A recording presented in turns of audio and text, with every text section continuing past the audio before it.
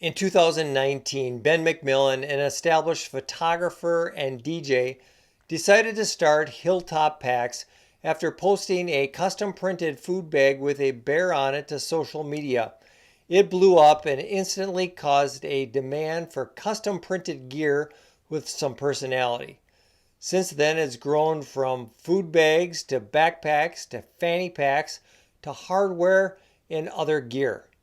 We're going to talk with Ben about the evolution of Hilltop Packs into three businesses that now employ 16 people.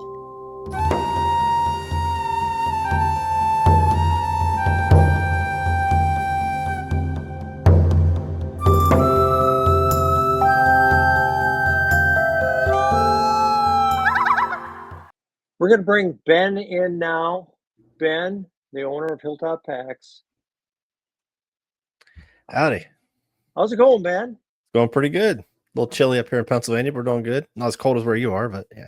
Yeah, but spring is right around the corner, right? That's it. So Ben, as I mentioned, is the owner of Hilltop Packs. I'll have to say that Ben is one of the nicest cottage vendors that us YouTubers get to deal with. But Ben, why don't you tell us a little bit about Hilltop Packs? Yeah, so we started back in 2019. Like everybody else, I was into backpacking and I was just trying to tweak my gear. And eventually I started making my own stuff. I was modifying things. I started making my own gear. And then late 2019, I started seeing, I started posting stuff online, different things I was making. I was custom printing a few things. I think that just sparked something in the outdoor industry because no one was really printing on the backpacking gear, the fabrics, at least not themselves. And I think just that little piece right there just lit a fire basically. And I thought there was an opportunity here to start a small company in my basement. And that's how it started. And my daughters were the first two employees I hired, then my wife. And then we eventually had to expand outside the basement into a new location and then a third location, which is where we are today. And I was just within 5 short years, it grew pretty quickly. Wow, it's only been 5 years. Seems like I It guess does. with COVID there, it was a long 5 years. Yeah, COVID definitely amplified everything, I think, for all of us in the outdoor space. I started just before COVID hit, but COVID definitely threw fuel on the fire and just blew a lot of small companies like myself up. And of course, right now we mentioned before this little drawdown area where the pool of people that are hiking is actually getting a little bit smaller. And so a lot of companies that kind of sprung up during that time, now we're all fighting for that smaller pool of hikers. And fortunately, we're still in there and it's working out well for us. But it is, there's ups and downs of this industry. And right now we're getting this weird drawdown after COVID. If you did any hiking during COVID, every trailhead was completely packed with cars. You go out there now, it's right back to where it was before. You started Hilltop Packs. I know you were a photographer. Yep. You have a pretty good sized company for taking mainly wedding photography. Yeah, so I started that business in 2004 officially, and that business did really well for many years. We had multiple photographers. We used to do like 400 weddings a year, about 100 commercial projects every year, and that business was just booming and cranking right along. So whenever the idea of Hilltop Packs even came about in 2019, I wasn't really trying to make a big company. I just wanted to show my daughters how to start a business and operate a business, and we didn't think it would last any more than even just a couple of years, and we would just let it drop off. My oldest was at Penn State. My second daughter was finishing up high school. We just thought this would be a fun family project because I saw a small opportunity. I didn't think it would be a big business. And then, so yes, McMillan Photography, I still have it today. My wife actually runs that for me, but I still photograph weddings almost every weekend. And I plan to do so for at least another probably 4 or 5 years, and then I'll probably start slowing down on the wedding business. I've been in wedding business total for like 34 years. I started as a wedding DJ back in, Wow. 1992. I did my first wedding as a DJ. Okay. Then it transitioned to photography in 2004, I think. Man, 1992, you probably had like actual records or tapes Yeah. or something. Yeah. So back then started off with turntables. And then Wow. after a few years, actually switched to CDs. And then from there, I eventually went back to turntables. I did a lot of nightclubs. And so I actually went back to turntables at one point whenever computers and turntables can kind of get mixed together using a program called Serato. If you're a DJ, you know what Serato is. Sure. And I continued to do nightclubs even up until about 10 years ago. And I just got too old. Nobody wants to see some old guy up in the DJ booth. I love it. And I as a huge part of my life. I still have a lot of friends in that industry, nightclubs, and even some wedding stuff. But that's a whole other video. If you want to talk about Sure, DJing sure, sometime, I was a whole, I'm very, very passionate about that industry as well. sure. So you started Hilltop Packs before COVID, is Yeah. that right? Yep. And I understand you had all sorts of equipment through your photography business for printing on different materials. Yeah. We had Is our own that, print shop. yeah, And that it had this perfect storm of knowledge, I think, in my big stupid head at the time. So I had my own print shop, so I know how to use, all the printing equipment. I could print on some pretty unique substrates. Like we were printing on glass and wood and different kinds of and canvas and things like that. So I had a pretty wide range of substrates we have printed on. Had some practice at it. So when I started making my own gear, I thought, well, let me personalize it. And I think one of the first things I did was I printed a bear on my food bag. I thought that'd just be kind of funny. It was a bear that was waving, and that was the picture that I put on, I think, Reddit and on Instagram. That just kind of blew up, and people started messaging me about making gear for them. And initially, I said no. We've already had a very busy studio, but then I started looking around, and I saw that there was an opportunity there, and that was the spark. Was just the interest in a custom printed piece, and then I made it. I had some camera bags that I had made and sold some of those, and but it was really the custom printing that kind of sparked it. But the knowledge I had from our photography studio and it was really, we kind of put it all together. But I did all of our website designs and built shopping carts and all. So the perfect storm again, like I said, in my big head, and how to upload photos on a website and print from that photo. And so it yeah. wasn't real hard for me to kind of get that off the ground. And then COVID hit, and I would imagine the wedding photography business wasn't, yeah. So it's probably pretty good timing that you had this other business to start focusing on. Yeah, so we had like, I think at one time like 15 photographers. We had an office staff of 8 people. This was for the photography studio. And whenever COVID hit, we pretty much went to zero work. So no commercial projects, no weddings. And in Pennsylvania, every wedding was pretty much canceled with the exception of maybe, 5 to 10% of the small weddings were doing like backyard weddings. So, and we did really well for so long, but I wasn't super stressed financially at first. I thought, how long could this really last? But then, I got bored. I needed something to do. So I really sunk my teeth into the backpacking business, which was in my basement. And I just saw once I put a little bit of effort into it, it was just accelerating really quickly. So, one, I had time to work on it. Two, COVID, everybody's getting outside. So I had a bigger audience I could market to. It was just the perfect storm. It really was perfect timing. I don't think I could not have started the business and had it accelerate that fast at any other time in history. So it was just like a a fluke, but you have to have your eyes open. If you're going to run a business, and I've been self-employed my whole life, you got to keep your eyes open to opportunities like that. And we seen it like, right away. It's like, okay, go time. Let's do this. And it worked out. Yeah. So you knew photography, you knew printing. How about sewing? Did you So always know sewing, how to sew? yeah, I've always had a sewing machine in my house. Always made, could have been camera bags, speaker covers. I used to play a lot of paintball, so I made a lot of my own paintball gear. I made a paintball jacket with the neck that went up a little bit higher, so I'd stop getting shot in the neck so many times. But I started sewing in high school, and just like a lot of other kids in our school at the time, we had a really cute sewing teacher, and so all the guys took sewing class, myself included. And it turned out that I actually liked to sew, and I never stopped. And so when I went home and asked my dad for a sewing machine, I'm DJing at the time, so I told my dad I want to make speaker covers. I need a sewing machine. And I think my first one was like given to me by my aunt or something like that. I really can't remember Sure. where it came from, but it was used. And I had just always had one. When I got married, it was very confusing to my wife that I had a sewing room. So, it is what it is. I didn't brag about it. I do now, Yeah. but I didn't brag Yeah. about it back then. It did. Chicks were not impressed by sewing machines. They're on the trail when you go hiking. You show them your custom made gear that you made yourself. There you go.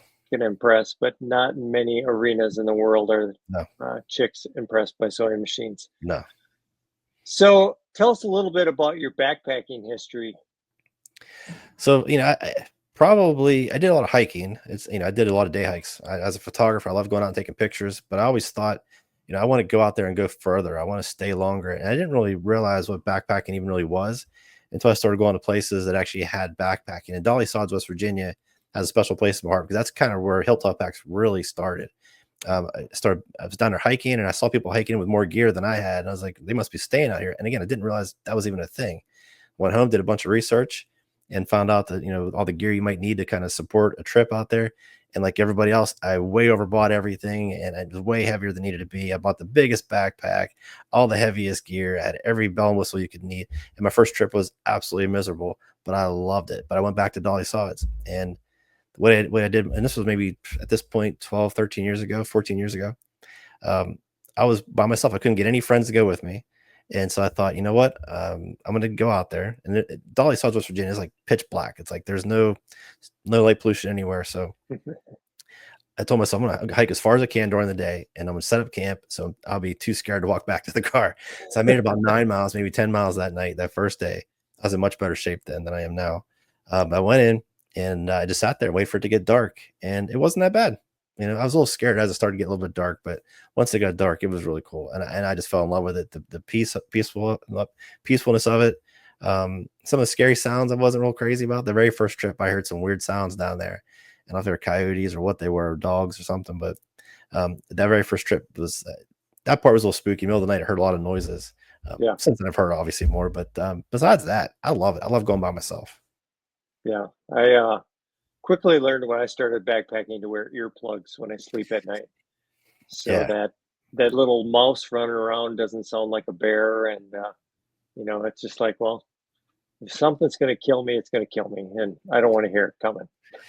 Yeah, so I usually keep like little sleeping pills in my backpack, and usually Yeah. keep like maybe 4 or 5, whatever I need for that trip. Just supposed to take like one a night. Well, this last trip we took, a couple of friends of mine. We went down to, it was actually south of Dolly, South West Virginia. I can't think of the name. Roaring Plains is where we went. Anyway, my back was bothering me, so I went to take some ibuprofen. I was going to double up and take 4.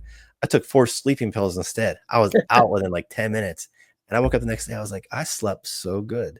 And I Yeah. did not realize I took sleeping pills. I went to take a few more ibuprofen, and I looked in the bag, and they were all there, and I was very confused. And I looked in the baggie that's supposed to have the sleeping pills. I was like, I cannot believe I took 4 sleeping pills. I didn't hear anything that night. I was out. I'm just glad I woke up. Yeah. I went on a trip in Colorado where I had some pills for altitude, and I also have sleeping pills, and they look exactly the same. Yeah. So I was out on the trail, and I'm like, well, either I'm going to be really sleepy or, you know, but yeah, it's good times.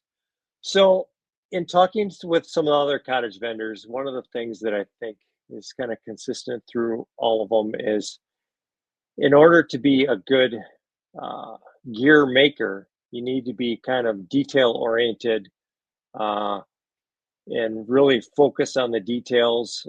You know, we talked with Danny at Superior Gear, who's an engineer, and all engineers are naturally that way. But do you think you're kind of a detail oriented person? I don't know if it's detouring. It may not be the right word for me. I love asking for feedback. So I'm not afraid to hear that someone hates my stuff or hates my gear. And I want to look at that objectively and try to make the gear even better. So I use it. I know what I want from my equipment. But there's times I send stuff out and it like you know, something maybe pinched a certain way, or something didn't ride right. Maybe it didn't mount to their backpack correctly, or maybe something was too loud. Like I listen to that feedback. I don't micromanage anybody. I try to hire the right kind of people that care about what they're putting out. You know, I don't yell at anybody for making a mistake. I'm more proud of them when they catch a mistake and fix it. So I don't think I'm detail oriented. I'm definitely problem solving mode constantly. So if someone else has a problem Sure, with my gear, I want to fix that problem. So maybe there's some detail stuff in there. I have 2 uncles that are engineers, so I understand that perspective. You look at every little tiny little thing. I probably don't do that. I probably don't do as much as you would think. I definitely just want to solve problems, and sometimes those little details slow you down from solving the bigger sure, problem. And sure, so that's kind of my take on it. Listen to my employees, listen to the feedback of the hikers. Don't be afraid to ask for negative feedback. Doesn't hurt my feelings at all. That's the best way to move forward, is fix all these little problems for people. So I think problem solving is my skill that I bring to the table, whether it's sure, any business that we have. I've been self-employed my whole life, and it's always been problem solving mode for me. sure. Not getting buried in the details. I don't get sucked into that too much. So your shop now, um, you know, you have Hilltop Packs, you know, you have the photography business. Um, I know there are some other businesses. Why don't you kind of explain to us what all of your different entrepreneurial Sure. ventures are right now?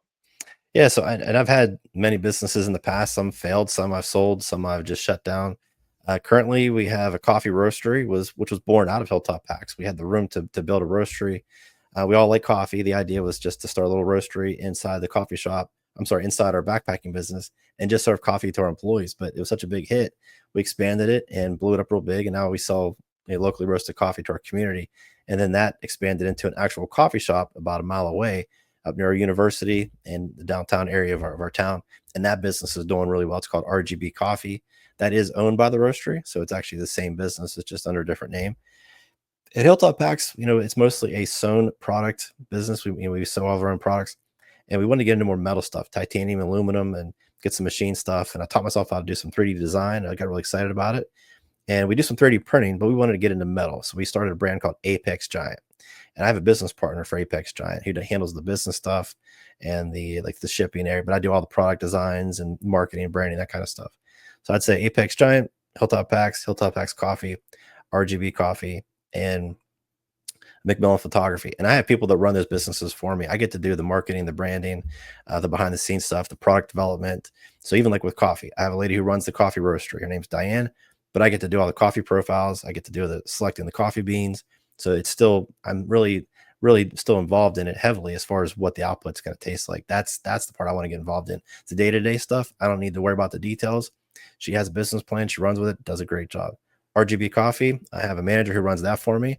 I got a business plan laid out for her. She runs it beautifully, does all the ordering. I just do all the marketing, the branding, social media stuff. I kind of set the direction. They run with it. Hilltop Packs, I got a general manager. Her name's Amy, does a phenomenal job. I don't even worry about it when I'm not there. She handles everything, makes productions running. Her another lady also helped with that as well. Her name is Amanda. My wife runs our photography studio and has for about 10 years. Before that, my sister ran the photography studio. That way I can work on the business and not in the business. If you have and that's financially hard to do sometimes.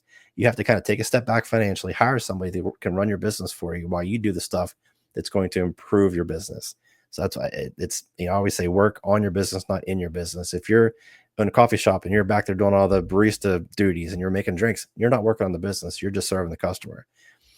Some people, that's fine. But if you want to keep accelerating, keep growing, keep moving forward, stay relevant, and be active in your community, like you have to step out of that role and give up some of that control, some of the detail that some other owners kind of get caught up in. Step back, let them make some mistakes. They will figure, if you hire the right people, they'll figure it out. And you got to trust that they're going to do that.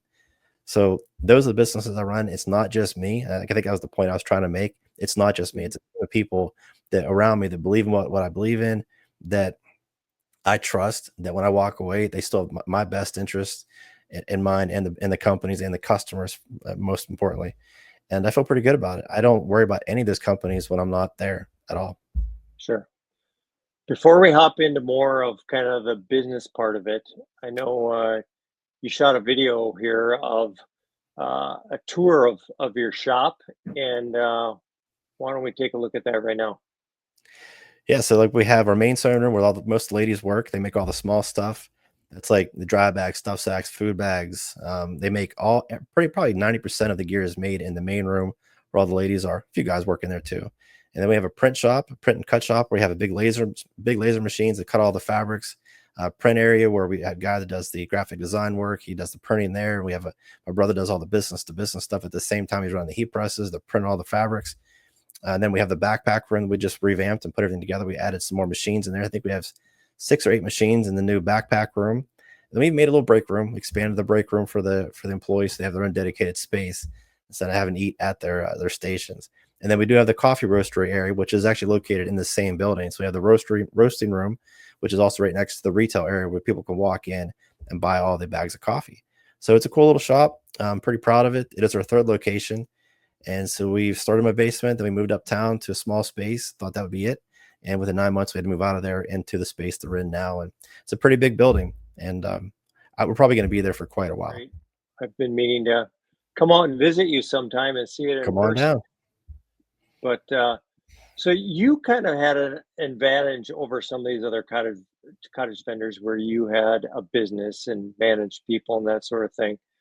But I mean, for the people who are thinking about DIYing or selling gear, there's a lot of things that aren't sexy, like having an accountant dealing with an attorney, that sort of thing. What sort of help did you have to get from other professionals? Yeah, so there's a few things that I do probably a little bit differently than a lot of entrepreneurs, a lot of business owners, and I keep some close friends that are also business owners around me of all sizes. Sometimes just a single operator could be a business owner who has 20 businesses, and I try to go out to lunch with them once every few weeks. Sometimes we have meetings where we have multiple business owners. So I think those meetings and those friendships are better for me than just a good lawyer than an accountant. Although very important, my accountant saves my butt like all the time. But you need to surround yourself with people who think like you. It doesn't have to be the same industry. In fact, I would encourage you to step outside your industry and just talk to people. And you may not accomplish anything that day, but it's going to get some juices flowing.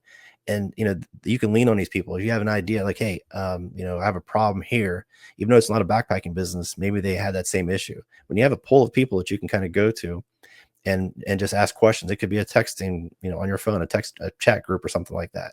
So that's more valuable than any lawyer, any accountant, to me anyway. And again, that's not to be the same industry, but you got to be open. You can't be closed off. You got to be willing to help everybody else in your group. That's the best advice I have. Now, if you're just going to be a single operator and you're just going to work in your basement and sew some gear, that's great too. If you want to do the DIY stuff and never make a business out of it, go have some fun, of course. But starting a business, start talking to business owners to get a real sense of what it's like when it's awesome, when it's hard, because sometimes it is really hard. Some days you're just trying to keep the lights on, and that's a win. And you have to accept that. You don't get into the stuff for money. I'm not going to be rich. I'm not going to die a rich man. I'm going to die a very satisfied person. I like creating jobs. I like creating products. I like creating things that I'm giving back to the community. I like seeing, YouTube channels with our gear in it. That makes me very happy. Not because I sold it, but because it's being used out there in the world, and I feel like I contributed something. So, if you're talking about business advice, one, get into it for the right reason. Just create something. Two, surround yourself with other business owners. Don't be closed off. Share your ideas. You may live in a town where you see a new business opening up and they have all the windows covered up. They don't want no one to see what's going on inside. I put updates every day at RGB. Every day. The first day we started doing construction work, I had signs in the window what we're doing. I posted videos online. Share that. Get your team around. You need people around you that are going to support your idea. And I don't know if that answered any of your questions or not. I kind of went off the deep end a little bit, but no, that's great. I think a lot of people dream about DIYing, and then if they get good at that, they think, oh, maybe I can make a business out of this. And I think they need to know that, first of all, you're not going to get rich overnight. no. It's a struggle. Most small businesses fail within the first couple of years. So Yep. you need to be different than everybody else and obviously have a good product. But, I won't want to scare off new entrepreneurs that think Definitely they not. can do it. You just need to be cautious, right? Yeah, I meet with a lot of people. I tend to do a lot of talks, a lot of little speeches to different groups of people, and I always ask the same question: Who wants to be an entrepreneur? Who wants to open a business? And people will like raise their hands, and I always ask them to stick around after the speech is over, and just so we can chat. And I don't ever judge anybody, but I know that when they start talking about money, if that's the first thing to talk about is, I want to make more money, I want to take more vacations, I want to have more flexible time. If that's your focus, you're screwed. You ain't going to get anywhere. If your focus is, creating something really cool, creating a solution to a problem that exists, uh, contributing to your community, and creating jobs, if those are things you're talking about, I know you're going to figure it out, because that's what's going to drive you. Money is not a big motivator. It's really not. You'd be Sure. surprised, because when you start sewing is very monotonous. It's boring. But when you focus on the creating part, I'm making something here with my own hands. There's something I know sewing for some people is weird. The backpacking community, I think, has kind of embraced it as not being so weird, because you get to create something you actually get to go out and use. But just creating something tangible with your own hands, there's something special about that, and that's got to be your focus. So to jump from DIY to business, it's not that far of a jump for the right person, but you have to have the right mindset that you're not going to get rich. We have a bunch of employees, and I still barely make, I'm barely on the payroll myself. I see a bigger picture here. And as long as we're heads above water, I don't need to get rich off of it. I just want to kind of keep it moving forward and keep hiring the right people and see where this thing goes. Sure. So anything new coming at Hilltop Packs this year? We're hoping we can expand our backpacks. I say it every year, and we keep, we a year ago we expanded the backpack room, and then we still couldn't keep up with the demand, so we have to keep throttling the backpacks on and off on our website. And it's a big project, for us, the way we custom print our fabrics. It's about a 6-hour project from the beginning to end for each backpack, 6 hours of man hours. And so we expanded the room again this year, hoping that we can really solve those problems.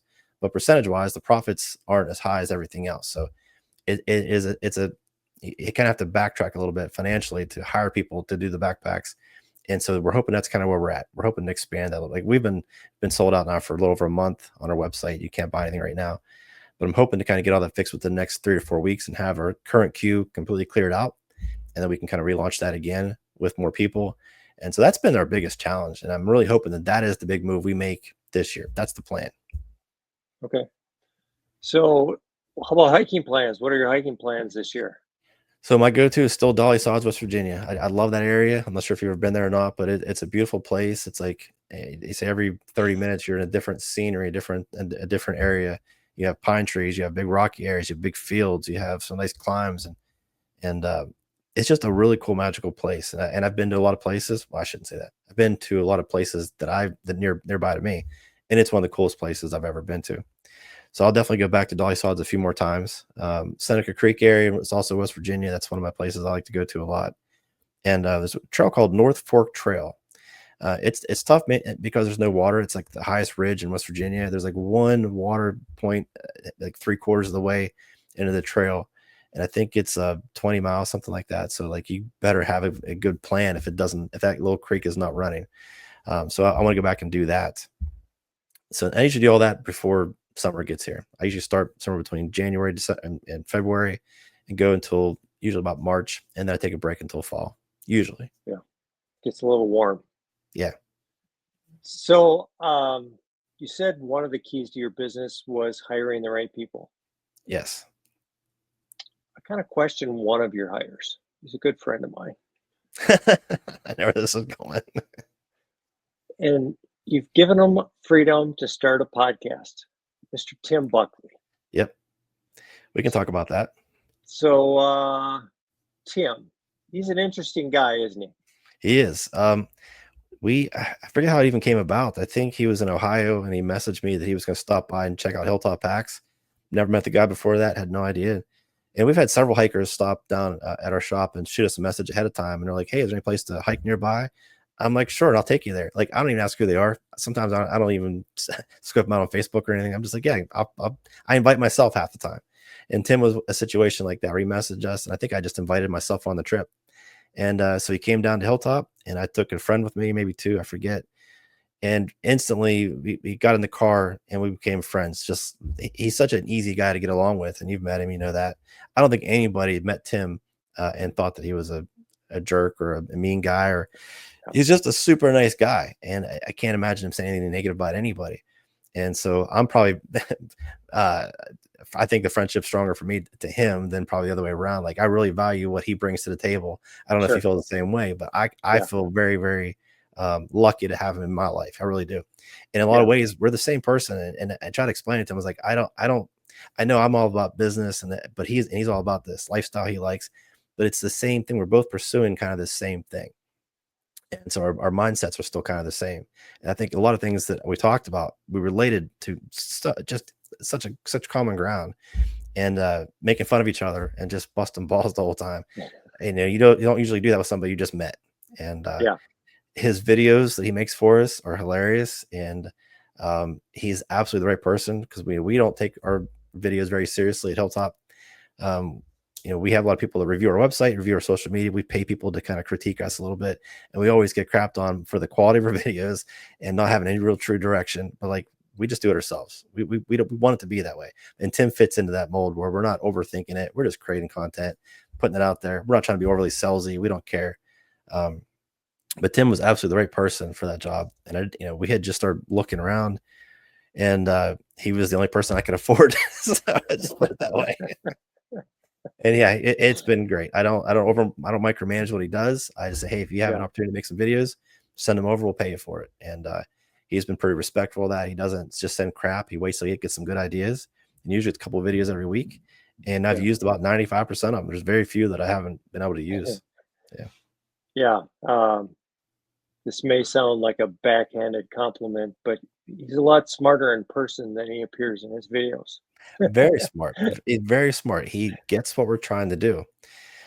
We were trying to create a company that that isn't a company just to make money. We're here because again, I like creating jobs. I like the employees we have, and I want to support hikers. And at the end of the day, it is a business. We have to generate a profit. A profit. I get that, but it's not fake. I feel like we're authentic. I think we are anyway. We try to be. We don't try to fake anything. We don't try to be overly salesy kind of people. And he's been very honest about that too. So I know he's told people that if you like the certain piece of gear, totally fine. Like he's had other companies' gear in our videos. Like I don't care. That's you don't have to buy our stuff. Like I hope you do, but you don't have to, and that's totally fine. And that's his attitude as well, and I like that. Sure. So we'll wrap it up here. I encourage everybody to go check out Hilltop Packs website. You can check them out on various social media, like you talked about. Anything else you want to tell us about Hilltop Packs? Briefly, just the podcast we're working on with Tim. So we've already sent a bunch of equipment down to Tim to start the podcast. Probably going to start sometime in February. But the idea is and we haven't completely fleshed out yet, and we want to find a way to tell stories and more focused on that hiker's story and not so much like how'd you get into hiking or what's your favorite gear. We kind of want to get away from all the simple questions and really dig down to who that person is and what they got out of hiking, what they get out of backpacking, or what do they contribute to backpacking. Those are the two questions. What are you getting out of it? What are you putting into it? And try to find a story there. And that's going to be kind of like an ongoing series. So it won't be like a true podcast. Like I don't think we're going to put it on any of the different platforms. Probably just going to be YouTube and Instagram, TikTok, and just clip it out or whatever. Or maybe we'll see. And there was a project. I think it was an Instagram for years ago, and it was like the people of New York, and it's the picture and then like a little blurb underneath of it. And that's kind of the inspiration for what we're trying to do is just get a little glimpse of each hiker. And again, what are they given to the backpacking community, or what do they take from it? And there's a story there, and that's kind of what we want to dig down and find in every episode. Great. So I want to tell people a little bit before we leave here that this is the fourth in a series that I'm doing here on my channel of different cottage vendors. We started out with Miyagi, just talking about being a do-it-yourselfer. We moved into a small cottage vendor in Dillon at Pilgrim UL. Then we moved into Danny Warnock at Superior Gear, a little bit bigger of a cottage vendor than we're finishing up with Ben. So if you want to see those other videos, see some other cottage vendors talk about their business, I encourage you to check those out. While you're at it, go ahead and hit subscribe, punch the bell notification, check out Midwest Backpacker on Instagram and Facebook. Ben, it was a pleasure. Absolutely. I appreciate it. And we'll see you on the trail. Thank you very much.